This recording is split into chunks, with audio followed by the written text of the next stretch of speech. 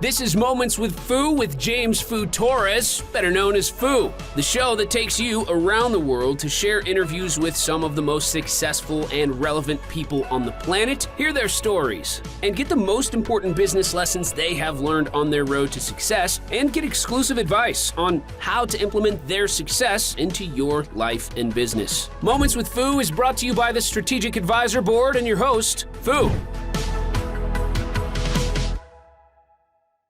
Hello and welcome to Moments with Foo. I'm your host, James Foo Torres, but you can call me Foo, hence the name of the podcast. And today I have somebody that been connected for over a year now. I've learned a lot from her. She's a very important piece of the Strategic Advisor Board and obviously for my network because I'm so connected to Strategic Advisor Board. And today I have the CEO of two companies, which is Rogue Publishing Partners and Business Dynamics, and also the Senior Vice President of the Strategic Advisor Board, Shelby Jo Long. And I'm going to let her tell you more about all those different things that she's doing. But first, Shelby, how are you? Hi, James. So nice to be on your podcast. It's nice to be the interviewee at some point in time rather than the interviewer. So I really very much look forward to the interview. Thank you for having me. Yeah, because, Shelby, me, Michael Sipe, and Jason, we're always interviewing people. And that's why she says that it's good to be in the other side. And every time that I get interview, I always say the same thing. It's like, it's nice to be in the other side because we interview so many people every week that it's nice to be interviewed for a change. So absolutely. Thanks for interviewing me. I appreciate that. Yeah, I think this is gonna be fun. It's gonna be educational. So let's kick it off with a quick introduction by yourself. Sure. Shelby Jo Long, CEO of two companies and Senior Vice President of another. I'm also a college professor, and I have been teaching business communication, organizational communication, everything human communication related for 16 years now. And my other kind of interesting, unique background is that I've been a college debate coach for over 20 years and a participant. And for those college debaters out there, it's a small circle, but it's casts a very wide net. It's all over the world. So I've had the opportunity to be involved with that. And a lot of that, all of my communication involvement inspired some consulting over the years. And then a few years ago, I decided to formalize that into my own consulting business. And that's when Business Dynamics was born. And I've been working with people. I work with people on a few different levels: leadership and culture consulting within their own business, and then within their execution of their mission and vision and all of their brand within their business. But then I also help businesses put together a consulting arm to their business, basically, so they can have their own program or their own course or their own intellectual property that can help teach others how to do something in their business, whether it's business related or if it's something in there for their clients. Help them put together that consulting arm, and my education background helps with that. So another quick plug. I just published a book, I See Your Genius: Transform Your Idea into Income. Here's a picture of it, at least. And through the publication of that book, that's when Rogue Publishing Partners was born. Many experts combined together under one roof to be able to provide the solutions for independent authors and to make their book publishing process that much easier. The Strategic Advisor Board. So I don't know how much you wanted me to talk about that, but I met Jason Miller about a year and a half ago, and we've worked together in a couple capacities. And then we started the Strategic Advisor Board was born, and I'm Senior Vice President of that. And it's been a very fun journey to discover the power of entrepreneurship as these companies have developed. So there's a 30,000-foot overview. So yeah, it's crazy. Every time that I talk about you, it's like, yeah, she's doing this and she's doing that, It's like, oh my God, how she has time to do all these different things. Because it's so many. And usually for my podcast, I ask people, what is your focus right now? Like, what is taking most of your attention? And I know that you have different things. So I guess the question could be here: how do you balance the focus do you give to each one of these things so you can assure that you're going to be successful in all of them? Sure. Great question. I make sure I balance my time. But the nice thing about all three of my business involvements and I still teach at the college too, part-time, that they're all tied together with the same core messages and the same core values. It's all human communication centered. It's all organizational business communication. I've been talking about it for years. And so it's fun to be able to make that into a business and to really help businesses with the background and that theory, because the theory doesn't make much difference until it's actually implemented. So that's the connection I try to make with my students in the classroom. But then it also provides me a really nice, solid foundation to be able to provide those custom solutions for businesses. And then the book is about that process. So that's they're all kind of tied together. I would say you asked the question about what's taking my focus now. Fortunately, it's not writing the book, but I'm actually getting into my second book in the series of I See Your Genius is the first one. The second one's going to be probably the genius of leadership, because that's really the space that I'm working in right now. And the business involvement that I'm in right now. So not completely focused on that, but I'm focused on promoting the book and trying to get the word out and the marketing for that. What I'm focused on in business right now, I'm working with a few businesses in the culture and leadership space. I'm really enjoying that. And I'm going to put together my own digital program for that and try to find more companies to work with. So that's where my focus is right now. So yeah, I think one of my latest podcasts when I recorded last week was talking about a lot about culture and leadership, and especially now that there's so much remote work. Now we're entering into this new era, right, of remote work, that now the culture, how does that affect the culture of your company? And there's a lot of mixed opinions in here of, oh no, we want everybody back.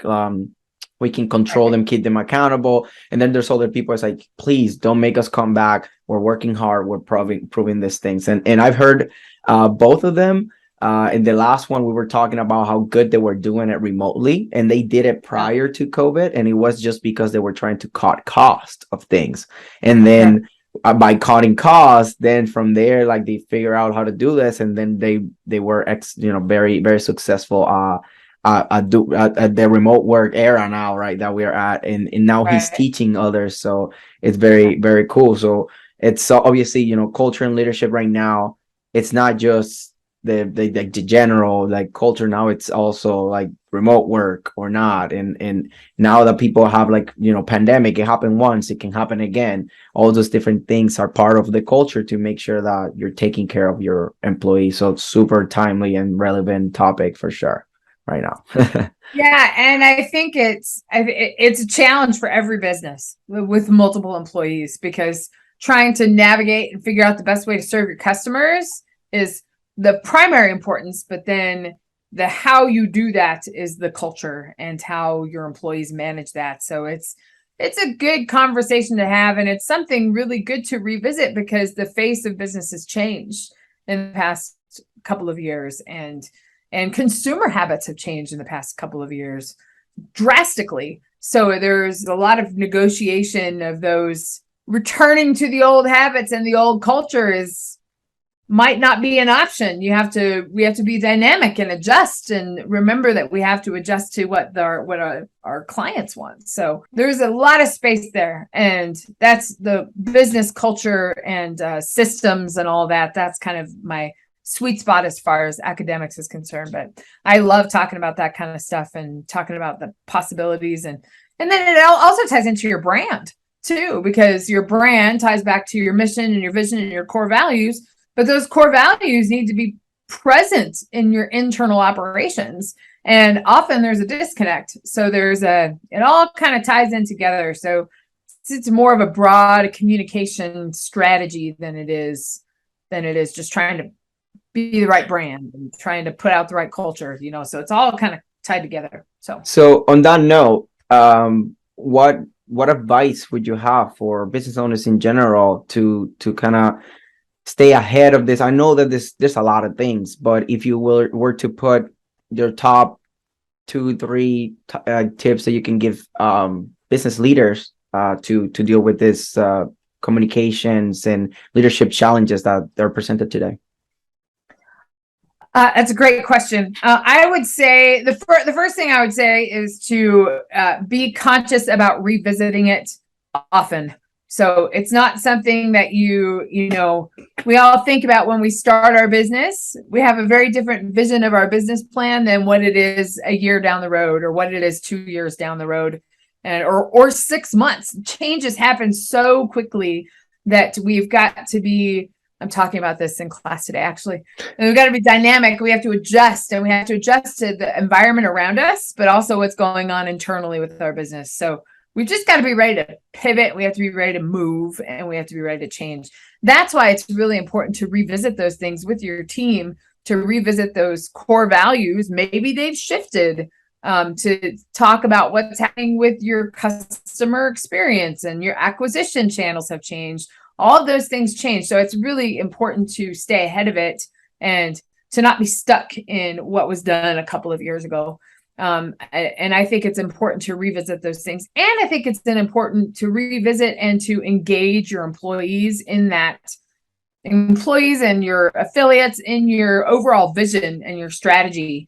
That gives your employees agency and part of the company. They're going to be more involved. I think that's really key for culture. Transparency is important, but really having everybody involved with how that vision is executed within the business, and then also with your customers, is really key. So I would say those are kind of 2 things: to involve people and to also revisit it. And don't be afraid to change a few things. You don't have to change the external impression of you, but talk about what's happening in your business and stay ahead of it, because it's going to change in a month. So we just have to be ready to move and shift. So yeah, and you did say, like, you don't necessarily have to change the outside, but that's something that you should also not be afraid to do. It definitely, right. You don't have to, like the your logo or the different things that you have, like, might stay the same.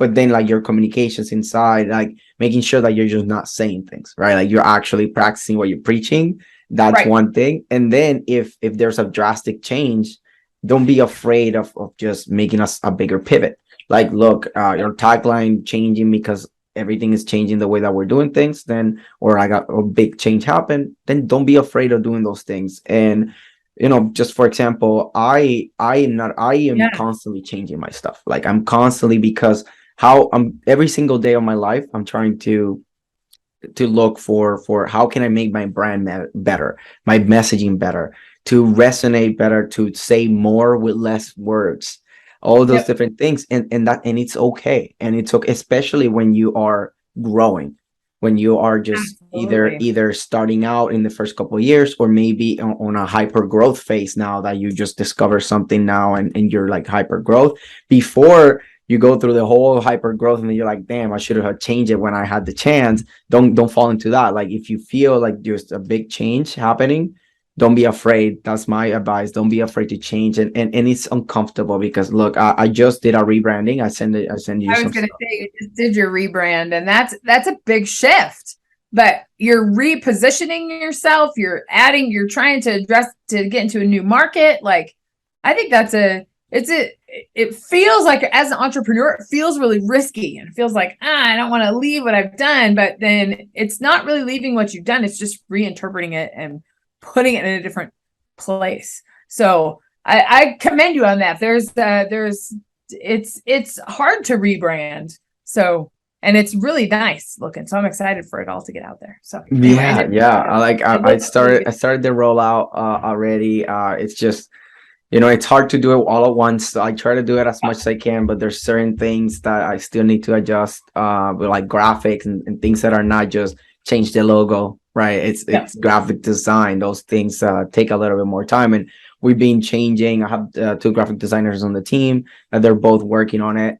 But It's a process, and it's fine, right? It's because we left it in pure authority. We're just changing the logo, the colors, and like the message. At least that part, it becomes easier because the name of the company didn't change. It's just the feel, the colors, the logo, the appearance to the world, and that's being rolled out. And I'm super excited because now it's before it was just more like, look, this looks good enough. Let's just roll. Like business is what had to happen. Now I'm in a place that I'm not looking to do just like I was prioritizing before, just press moments. Oh, I can get you featured here, I can get you featured there. But now we're going into much a deeper thing that we're starting out people with their branding and their messaging to then make sure that we're doing so we practice what we preach. Like I didn't know these things when I started. I know now, and that's why I'm applying it. And that's the way that I've done business. And that's why in 2 years and some change that I've been doing this, I managed to get success because I just learned something, apply it, take action, and then teach it to others and monetize it. So that's how I do it. And you keep moving and you keep shifting, and that's good. So yeah, just learning and action. Entrepreneurs, you got to business owners in general, you just have to be ready for that, because the pending recession, if we are going to have a recession, and the interest rate hikes, like all of that affects consumer behavior, and it affects a lot of businesses and a lot of industries, and it affects consumer behavior. So you gotta think about what that, I don't know, you just have to be ready to move and shift. So definitely. And what I like is, it's good to acquire knowledge. That's great, right? Like you should always be doing it, but knowledge without action, it's nothing, right? So that's why I'm so big into, I learned something and then I just go apply it. I learned something, take action. And then that's how I've been doing things, and that's why I don't get stagnant. I'm like, oh, I read my 7th book this like month, and then, oh, what's the action? Wait, I just don't know yet. Sure yet, maybe in the next book, right? That's just not it. It's good to read, it's good to get knowledge, and I do it every single day. But take something, learn it. Okay, can I monetize this? Can I make this? Like, let me apply it right away. Let me test it. Like that's what I commend to people. Learn things, but take action. Just don't just stay there. Right. So let's go to my next question is, do you have a particular challenge that taught you something that you think is worth sharing with the audience? Yeah, I'll share a story about just even starting my own business and starting my entrepreneur journey. And I feel comfortable telling you, it's in my book, so I talk about it in the book too. But it's a pretty big transition, and many people go through transitions, whether it's career to career, or whether it's school to career, or whether it's military to career, whatever it is. We go through transitions, and we get being comfortable in one space and then transitioning over to another space. There's new rules, there's new things to learn. You have to speak in a different way. There's a challenge to that, and it's not only a challenge to your ego, it's a challenge to try to figure out how to position your expertise, your genius, in this new space. And one of the biggest challenges I had, I've been a college debater and a professor for a long time, and so I'm very comfortable in that space. I'm a very comfortable speaker. I love lecturing. Give me a topic and I'll lecture for a long time. I have no problem talking to an audience for a very long time. I like standing on my soapbox and making arguments and having conversations. I love doing that kind of stuff. So the podcasting space is very comfortable for me, but that's not the way business really works. Because you have to take action. The information is great, but if I'm telling you information, I've got to tell you the return on investment that you get if you do this thing, or if you apply this theory. So the big challenge for me was taking what I knew and understanding the function of it in this new space. And the culture theory about culture and understanding business culture, we look into a business to understand culture, and we discover and we research it, but that's totally different than how you deal with it. In a business, you want to create a culture. and you want to have certain things in your culture. So it's very research oriented versus which is the intentional creation of culture. So it's a very different space. Research as opposed to creation, very different space. And I think when you're transitioning to any field, transitioning your genius in any way, then I think you go through that kind of like fear of like, man, things worked really well over in this area, and I got to adapt it, and I have to move things, and it's not the same. The information doesn't work the same in both spaces. So that, I say, was one of my biggest challenges, was to do that. But then once I kind of got over that hurdle, now I help other people do that. I help other people transition their business into something that is much bigger than the one-on-one interaction. So there's, a lot of coaches. I'll give you an example. I'm working with an athletic coach right now, and that's a one-on-one space. I'm going to help you get better. I'm going to help you train. I'm going to help you lose weight and get stronger. But then how do you go from that one-on-one relationship to the one-to-many relationship? It's a different way of communicating. It's a different way of speaking. He's putting together an online program and course that's hybrid with his action plans. And it's a different way of speaking. So it's transforming his genius and his process into a different space so he can serve more people. So that's the really fun thing that I help people do, is transition their genius into other audiences. So I would say the biggest challenge became one of my biggest business successes. So you just can't be afraid to go into it and try it and validate it, and then move and shift things. And then it's not going to be perfect the first time you do it, but then the second time you do it, it might be better.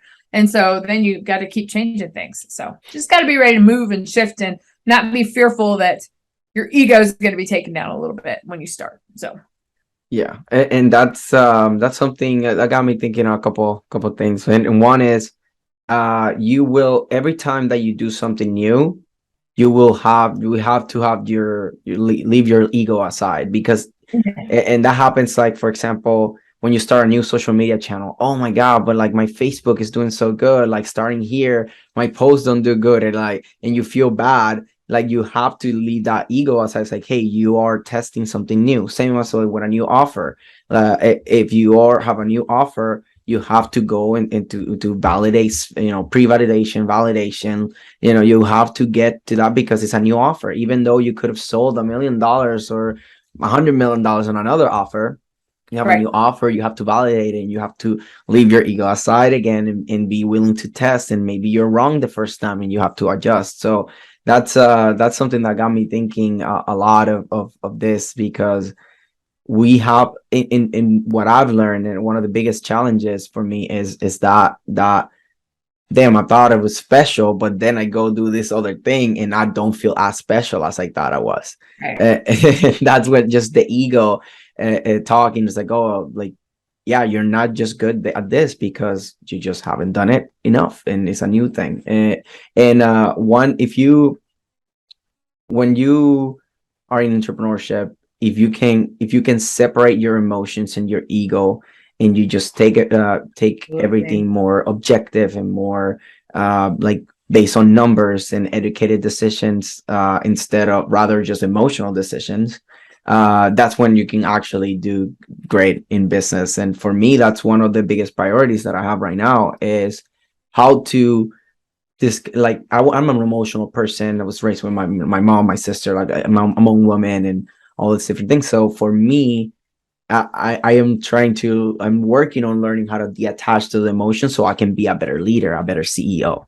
And that's why this got me thinking, and I just want to give it out to the audience too. This is what I'm going through, and it's okay to struggle. Just find help and get things done. That's all. You gotta talk. If you don't talk about it, then it just stays hidden. So yeah, there's a lot in that for sure. So I just have to say and talking about it in a podcast is great too, but writing about it really helped me process a lot of those things, and to really get to the deep understanding about it. So maybe you got a book in your future.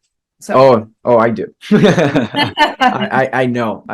And that's why I'm compiling all these different things, and I completely agree with you on when you have to take things out of your mind. Your mind is not as reliable as you think it is. And that is so true. That's just something that I just gotta put out there. Your mind is not as reliable as you think it is. You have to put things on paper. You have to put, not necessarily paper, right? Like notes in your phone. Just take it out of your mind. Look at it. So that way you can put it in a to-do list, put it in priorities, put it on like things that you want to manifest, things that you want to achieve. Everything you have to put it out, because if not, you're gonna have it cluttered and it's just gonna get lost in translation. You're never gonna do it if you don't get it out. So that's it's a tip for me and Shelby. We'll both agree on this. So true. So now I want to talk about either what do you think are the biggest takeaways of this conversation, or the biggest takeaway that you want to leave the audience with?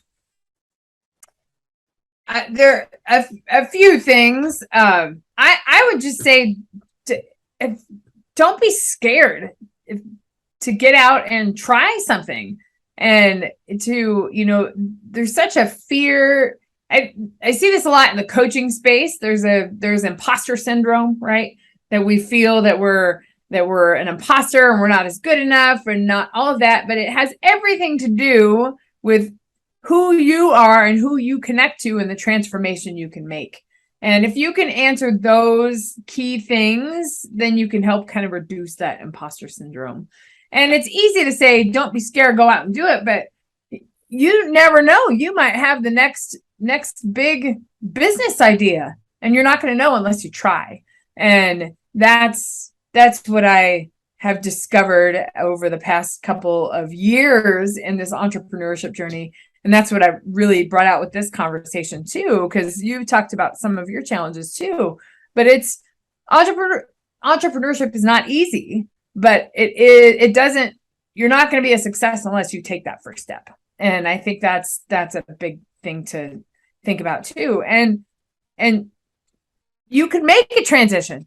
You can. And I talk in my book, I'm not trying to push my book, but in the book, I talk like you have these core values and these core ways of viewing the world and ways of solving problems. It's part of your intuition, and that you know how to do things that makes things easier and that makes processes it's just that simple for you. But that's hard for other people. So, but you're not going to know the possibilities of that idea or if that match can be created unless you put it out in the marketplace and try to adjust that. I would just say, face your fear.